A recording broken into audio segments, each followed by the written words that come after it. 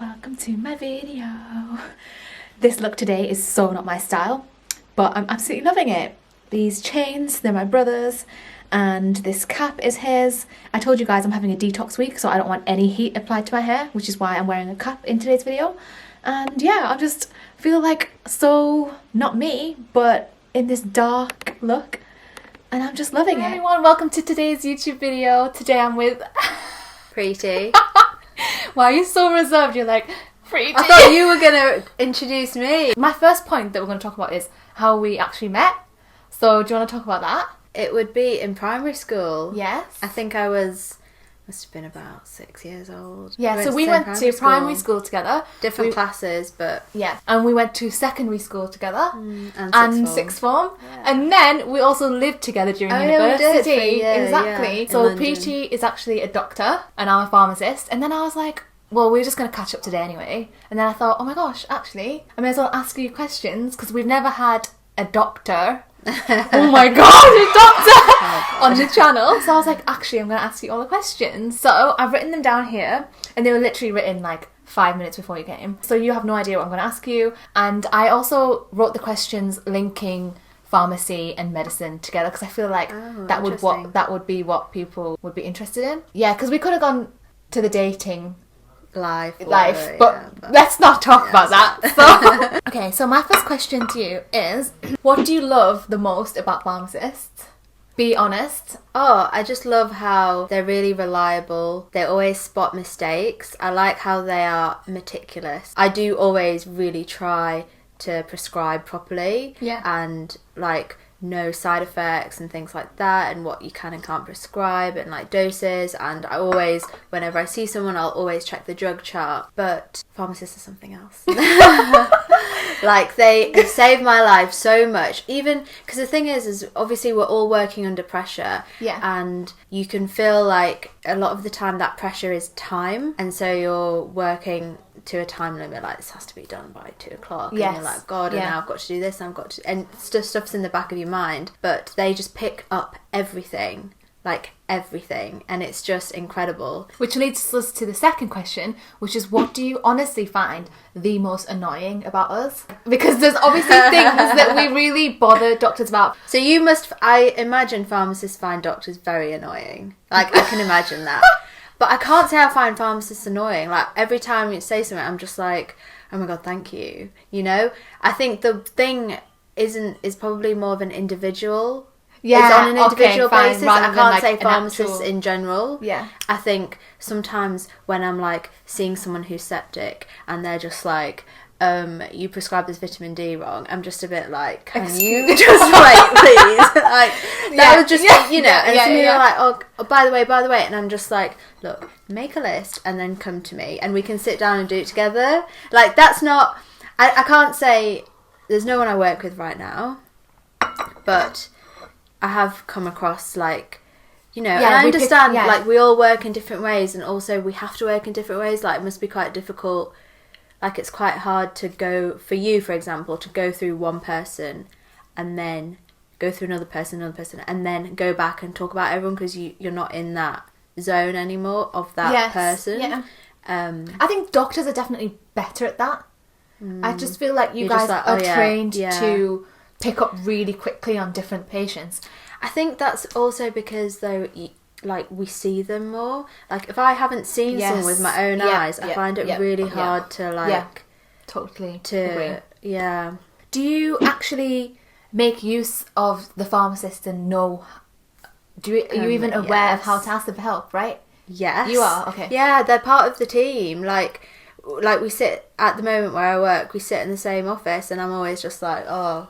how do I do this? Or, by the way, that, or I've done this for that person, or, you know, That's really good. Because I feel like some people don't know how to make use of the resources. Yeah, and I think maybe it's like a F1 thing, so when you first start off, you don't really realise, and then you appreciate how much they do for you, and then you start using them. So I use them.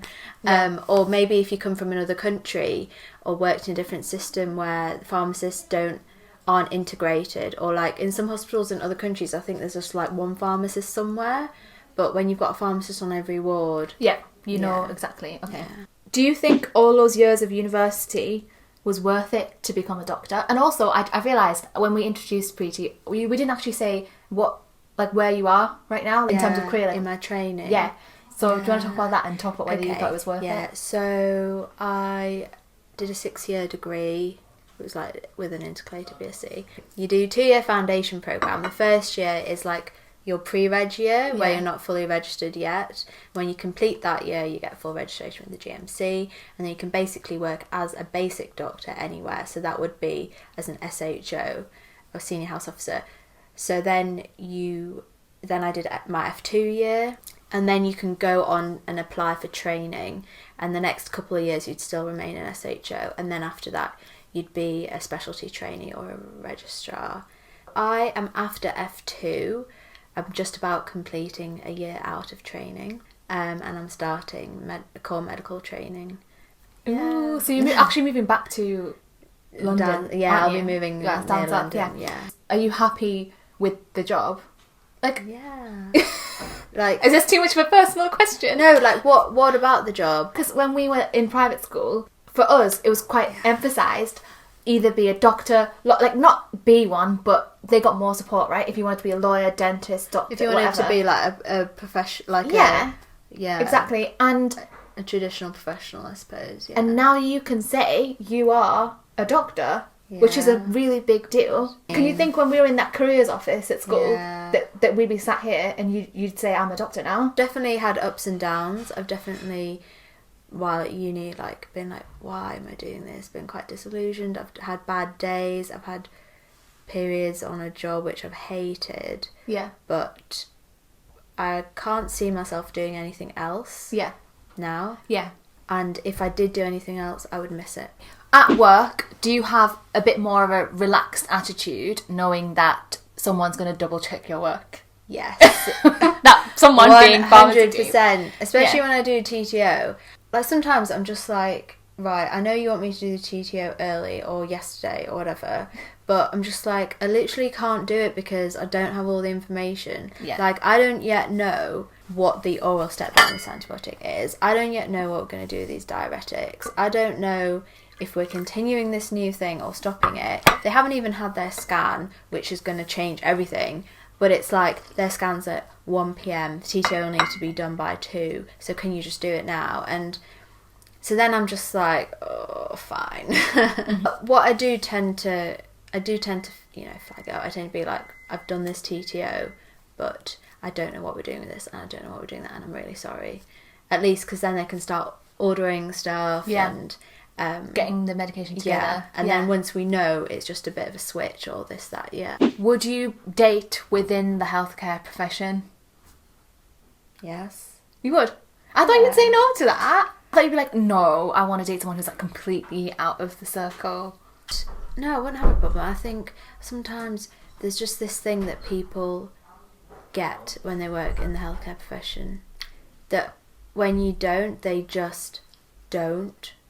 And that's like nurses, pharmacists, dentists, doctors, people, when you deal with the public, but in a healthcare capacity, or similar to what paramedics or policemen as well. I'd put all of them in this, like the public service, I'd put them all in that category.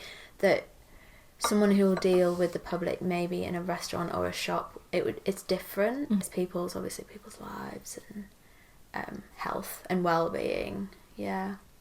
But no, I wouldn't have a problem dating. Okay. What would you say to people who didn't get into medicine? And what would you say to people who are trying to get into medicine? I think getting into medical school was the hardest thing I've ever done. It's so competitive and there's so much luck involved as well. I've seen so many people who are much brighter, much more hardworking, everything than me, and dedicated, not get in the first time round. I think anything can happen, anything can happen with grades, and that can happen later at uni as well. I can't tell you to persevere or not.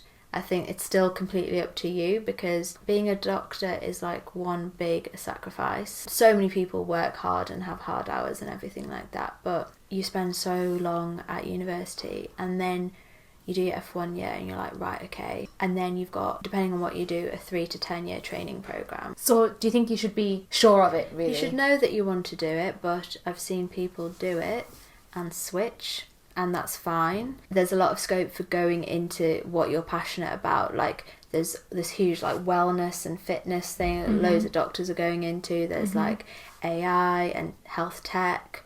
Some of the most hardworking students and doctors that I've seen are actually the ones who did it a bit later, like didn't go straight I've from seen being that as 18, well. and that's Yeah. maybe because they had another personal reason, or because they decided later when that you're just a bit more older and mature. Yeah. Don't get disheartened too much if you don't get in I first wouldn't time. get disheartened. And persevere if only you want to Yeah, properly do and it's research. not the be all and end all. And Yeah. also, even if you've done all that work experience and everything, you still don't know what you're getting yourself into until you do Until it. you're on the job, yeah. So I wouldn't think that you're missing out either.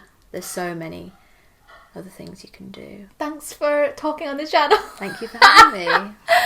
You haven't looked at the camera once. Oh god. I You're know, like, I feel so like self-conscious. Preeti, literally, before we filmed, she was like, oh, I feel like I'm so glad you told me last minute because I feel like I would have had to prepare my answers like a French-speaking test. And I hope this was helpful and insightful, and I'll see you in the next video. Bye!